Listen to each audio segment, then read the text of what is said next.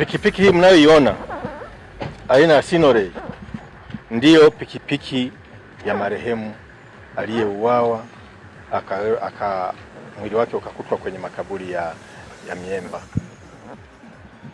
Na hizi spana mnazoziona hapa ndio vitendea kazi vya wahalifu hawa. Wakishaziiba hizi pikipiki wanazifungua ili waweze kuzisafirisha kwa wepesi. Katika msako mkali uliofanyika kufuatia tukio hilo, watuhumiwa wapatao 6 wamekamatwa pamoja na pikipiki hiyo ya marehemu, na katika mahojiano ya awali watuhumiwa wamekiri kuhusika na tukio hilo pamoja na matukio mengine ya wizi. Januari 6, 2026 na Januari 7, 2026 katika maeneo mbalimbali ya mkoa wa Tabora tulifanikiwa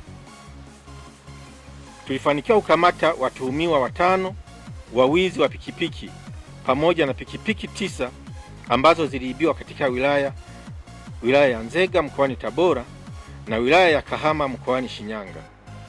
Watuhumiwa hao wamefikishwa mahakamani kujibu tuhuma zinazowakabili.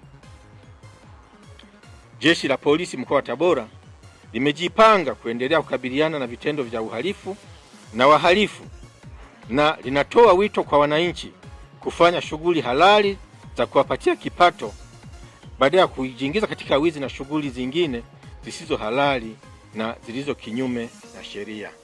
Sisi tumekuja na wenzangu hivi kwa mkuu wa mkoa kutoa hoja zetu, kwa sababu tunauawa kila siku, tunalala saa 12 hadi saa 1.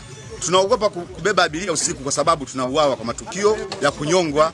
Tumekuja kwa mkuu wa mkoa aweza kutusaidia kero zetu, sie kila siku tunakufa bodaboda, na wamefanikiwa kuwakamata hao watuhumiwa ambao wanasadikiwa kuhusika kwenye hao matukio ambayo yamefanyika. Kwa hivyo sisi tutulie, vyombo vya sheria vitafanya kazi yake, na tunaamini mahakamani watafanya kazi yao kwa haki na mwenye haki yake atapata haki yake. Kwa hivyo tuendelee kufanya kazi yetu katika hali ya utulivu na usalama, lakini na sisi tuwe wa kwanza katika kuhakikisha amani na kuwepo kwenye maeneo yetu.